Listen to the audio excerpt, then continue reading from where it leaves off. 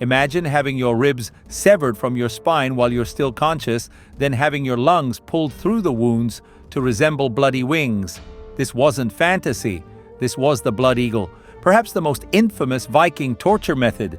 What's more disturbing than the torture itself? The fact that historians debate whether Vikings saw this as punishment or a sacred ritual.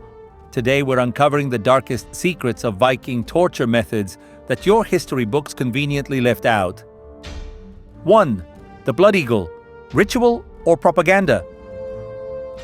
Let's talk about the blood eagle, a torture method so gruesome that some historians believe it couldn't possibly have been real.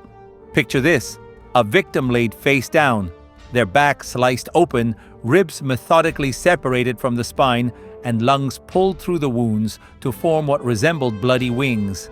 The mere description makes your skin crawl, doesn't it? This nightmarish image is echoed in ancient Norse sagas like the tale of Ragnar's sons and the saga of King Ella, which mention this horrific practice with disturbing precision. But here's where history gets murky. Was this a genuine Viking execution method or clever propaganda designed to make the Norse seem even more terrifying to their enemies? Modern scholars remain deeply divided. Some argue that the blood eagle was anatomically impossible to perform while keeping the victim alive, suggesting it was literary exaggeration. Others point to the consistent descriptions across multiple independent texts as evidence that something similar must have occurred, even if the accounts were embellished. What makes this historical mystery particularly frustrating is the absence of archaeological evidence. Despite extensive excavations of Viking burial sites, researchers have yet to uncover skeletal remains showing the distinctive trauma patterns a blood eagle would leave behind. No rib cages splayed outward, no vertebrae with the specific cut marks such a procedure would create. The most famous alleged victim was King Ella of Northumbria, reportedly executed in 867 CE by the sons of Ragnar Lothbrok as revenge for their father's death. According to the sagas, Ivar the Boneless commanded that Ella suffer this fate as appropriate vengeance for a great warrior like Ragnar. If the blood eagle existed as described, it served as more than punishment. It was a theatrical performance of mortality with religious significance. The ritual aspects suggest it served as a sacrificial offering to Odin, the chief Norse deity strongly associated with eagles in Viking mythology. The psychological dimension is particularly chilling. According to saga accounts, victims were expected to endure the entire ordeal without screaming or showing weakness. Those who failed this final test of courage would reportedly be denied entry to Valhalla, the glorious afterlife reserved for warriors. The detailed descriptions include disturbing specifics that lend credibility. Some texts mention how salt was sprinkled into the wounds to maximize suffering and possibly as part of the ritual. Other accounts describe how the extracted lungs would flutter with each agonizing breath, creating the illusion of wings in motion.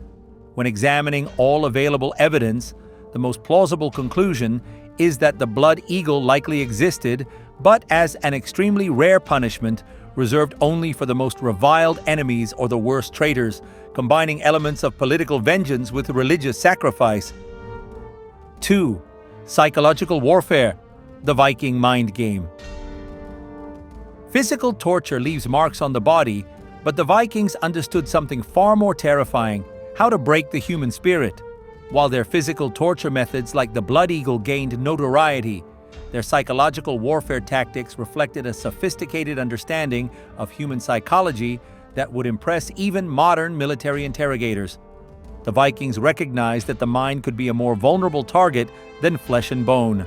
One of the most insidious psychological tortures in the Viking arsenal was the infamous snake pit. Unlike the Hollywood depictions of victims simply thrown into a pit filled with snakes, the actual Norse method was far more calculated. They would restrain a victim and place a venomous snake on their bare stomach, then cover it with an upturned bowl. By placing hot coals atop the bowl, they would agitate the snake, causing it to strike repeatedly into the victim's abdomen. The true torture wasn't just the venom or the pain. It was the psychological torment of feeling the snake moving beneath the bowl, never knowing when the next bite would come. The Vikings were masters of sensory manipulation. They understood that humans require sensory input to maintain mental stability. Prisoners would be kept in pitch-black chambers, sometimes underwater caves or sealed rooms beneath their longhouses, where no light penetrated and sound was muffled. After days or weeks in complete darkness and near silence, many victims experienced hallucinations, disorientation, and eventually, total psychological breakdown. When finally brought before their captors, these prisoners were mentally pliable, ready to confess to anything or reveal any secret. Perhaps most psychologically devastating was what Norse sagas referred to as the taunting of the doomed. A captured enemy would be secured in a visible location within a Viking encampment. Over days or even weeks, warriors would casually approach and describe in methodical detail exactly what tortures awaited them. "Tomorrow, we begin with your fingers," one might say. The next visitor might add, "We'll use heated bone splinters under your nails before removing them entirely." This anticipatory torture stretched the victim's imagination to unbearable limits, often inflicting more suffering than the eventual physical pain itself. In Norse culture, where honor and reputation were paramount, public humiliation served as exceptionally effective psychological torture. Captured warriors might be forced to perform degrading acts, crawling through mud like animals, eating garbage, or begging for mercy in front of their own comrades. For proud Norse warriors who valued a noble death in battle above all else, being denied this dignity was sometimes more unbearable than physical pain. Some sagas describe captives begging for death rather than enduring further humiliation. Sleep deprivation also featured prominently in Viking psychological warfare. Guards would ensure prisoners remained awake through various methods: constant noise, regular dousing with ice-cold water, forced standing positions, or requiring captives to hold painful postures. After 3 to 4 days without sleep, victims typically experienced severe cognitive impairment, making them more susceptible to questioning and manipulation. This technique was especially effective when combined with sensory deprivation or isolation. These psychological methods weren't employed merely for sadistic pleasure, they served practical military purposes. A broken enemy might reveal critical information. A publicly humiliated leader might shatter the morale of his tribe. The mere reputation of these psychological tortures spread far beyond their actual use, causing some enemies to surrender rather than risk capture. The effectiveness of Viking psychological warfare stemmed from their understanding that fear of pain often exceeds pain itself.